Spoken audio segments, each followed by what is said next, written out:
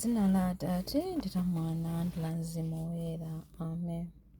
Mulungu wanga bwerani mudzandithandize.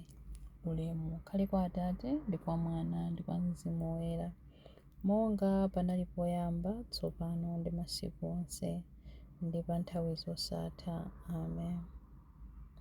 Tsopano tiyeni tonse tithokoze Mulungu wathu ndi mtima, manja ndi mawu, amene zinthu zazikulu adapanga mwa Iye amene dzikoli limakondwera. Kuchokera mu manja mwa amayi athu, Iye adatidalitsa pa njira ya moyo wathu ndi mphatso zosawerengeka zachikondi, ndipo mpaka lero Iye akadali wathu.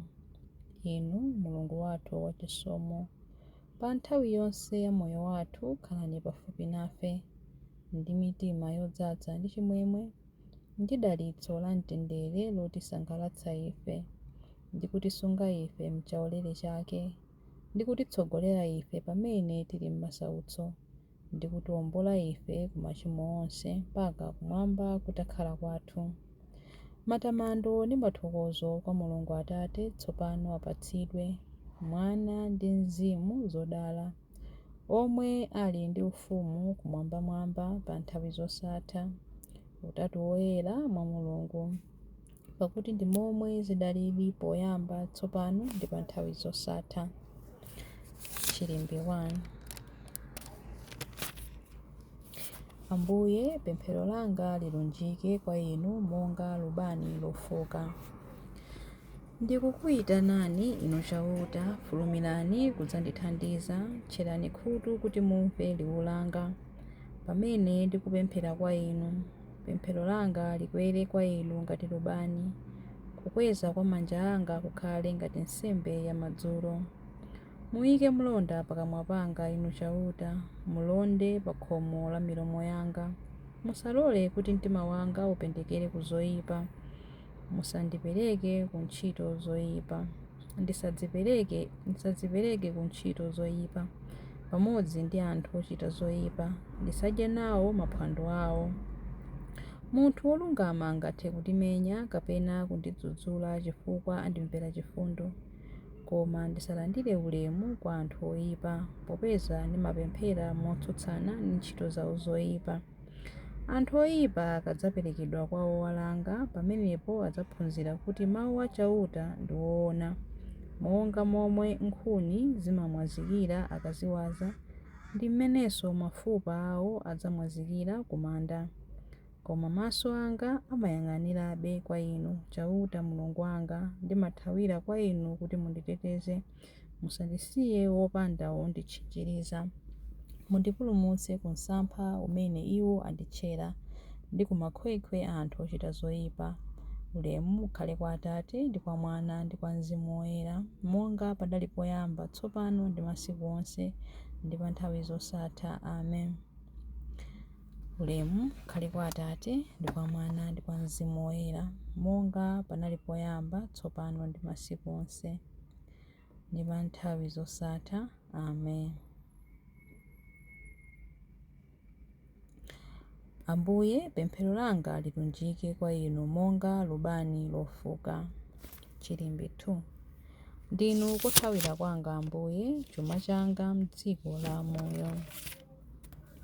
Ndikulirira chauta mokweza, ndikupempha kwa chauta mofuwula, ndikupereka madandaulo anga kwa Iye, ndikutchula mavuto anga pamaso pake. Pamene mtima wanga ufowoka, Inu mumadziwa zoti ndichite. Adani anditchera msampha m'njira imene ndimayendamo. Ndikayang'ana kudzanja lamanja, palibe ndi mmodzi yemwe wosamalako za ine, kulibe koti ndithawire, palibe munthu wondisamala.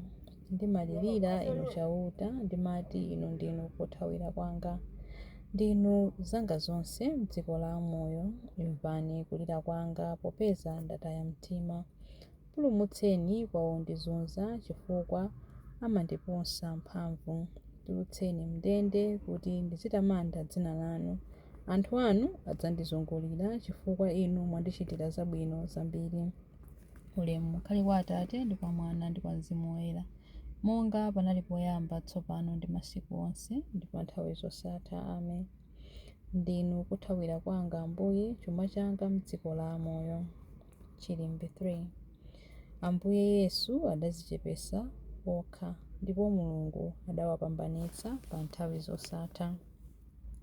Iyeyu anali ndi umulungu chikhalire, komabe sadayese kuti kulingana ndi Mulungu ndi chinthu choti achigwiritsitse, koma adadzitsitsa wotheratu pakudzitengera umphawi wa ukapolo ndi kukhala munthu monga anthu onse. Ali munthu choncho adadzichepetsa, adakhala womvera mpaka imfa yake yapamtanda. Chifukwa cha chimenechi Mulungu adamukweza kopambana, namupatsa dzina lopambana dzina lina lililonse. Adachita zimenezi kuti pakumva dzina la Yesu zolengedwa zonse zakumwamba, pansi pano ndi pansi pa dziko zidzagwade pansi mopembedza. Zonse zavomereze poyera kuti Yesu Khristu ndi Ambuye, ndipo pakutero zilemekeze Mulungu Atate. Ulemu ukhale kwa Atate ndi kwa Mwana ndi kwa Mzimu Woyera, monga panali poyamba, tsopano ndi masiku onse, ndi pa nthawi zosatha. Amen. Ambuye Yesu adadzichepetsa okha, ndipo Mulungu adawapambanitsa pa nthawi zosatha. Mawu a Mulungu. Mawu akuchokera mu buku la Aroma 11:33 mpaka 36. Chuma cha Mulungu nchachikulu zedi, nzeru zake ndi kudziwa kwake zozama kwambiri. Ndani angamvetse maweruzidwe ake, ndipo njira zake ndani angazitulukire? Ndi monga mawu a Mulungu anenera kuti, ndani amadziwa maganizo achauta? Ndani angamupatse malangizo? Ndani adayamba waperekapo kanthu kwa Mulungu, kuti Mulunguyo amubwezereko kanthu? Paja zinthu zonse zochokera kwa Iye, zolengedwa ndi Iye, ndipo zimalinga kwa Iye. Ulemu ukhale kwa Atate, ulemu ukhale wake mpaka muyaya. Amen. Mawu a Ambuye. Tithokoze Mulungu. Chiyankho. Mitima yathu yadzazidwa ndi chozizwitsa pamene tikuganizira ntchito zanu, Inu Ambuye. Mitima yathu yadzazidwa ndi chozizwitsa pamene tikuganizira ntchito zanu, Inu Ambuye. Tikuyamikira luntha limene lidabweretsa zonsezi pamene tikuganizira ntchito zanu. Ulemu ukhale kwa Atate ndi kwa Mwana ndi kwa Mzimu Woyera. Mitima yathu yadzazidwa ndi chozizwitsa pamene tikuganizira ntchito zanu, Inu Ambuye. Chilimbi cha nyimbo ya Amayi Mariya.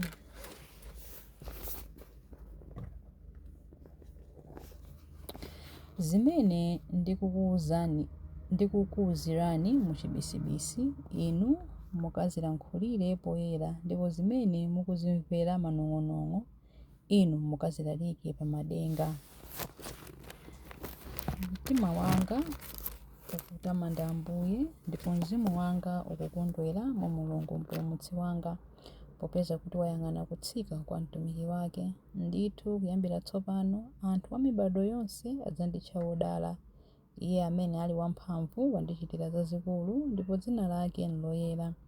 Amawachitira chifundo anthu a mibado ndi mibado amene amamulemekeza. Wachita zamphamvu ndi dzanja lake. Wabalalitsa anthu a mtima wonyada. Mafumu amphamvu wawatsitsa pa mipando yawo yachifumu. Anthu wamba nkuwakweza. Anthu anjala wakhutitsa ndi zabwino. Anthu olemera nkuwabweza osawapatsa kanthu. Wadzathandiza anthu ake a Israeli pokumbukira chifundo chake. Izi ndi zomwe adalonjeza kuti adzawachitira makolo athu akale aja, Abrahamu ndi zidzukulu zake mpaka muyaya. Ulemu ukhale kwa Atate ndi kwa Mwana ndi kwa Mzimu Woyera, monga panali poyamba, tsopano ndi masiku onse, ndi pa nthawi zosatha. Amen. Zimene ndikukuwuzani muchibisibisi, inu mukazilankhulire poyera, ndipo zimene mukuzimvera manong'onong'o, inu mukazilalikire pa madenga.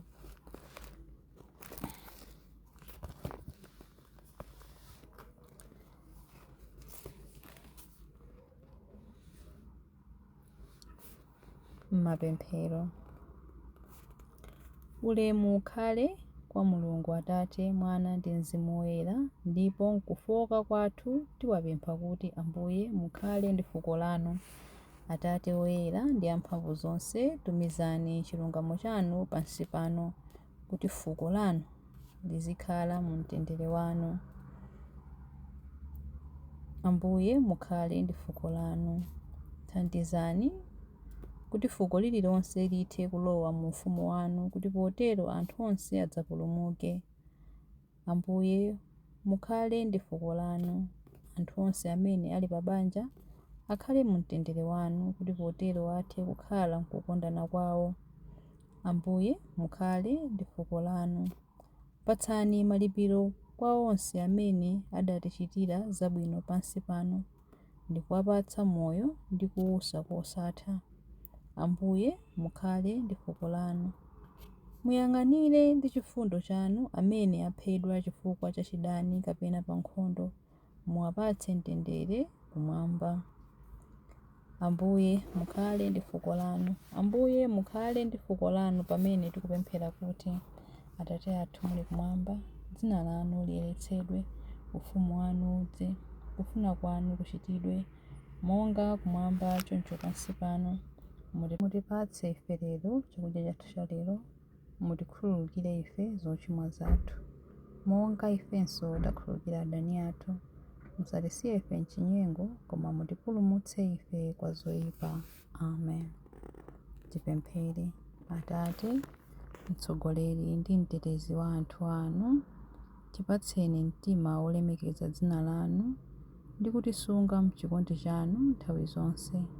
Ndikupempha izi kudzera mwa Ambuye athu Yesu Khristu, amene ali ndi moyo ndi ufumu limodzi nanu ndi Mzimu Woyera, Mulungu tsopano ndi pa nthawi zosatha.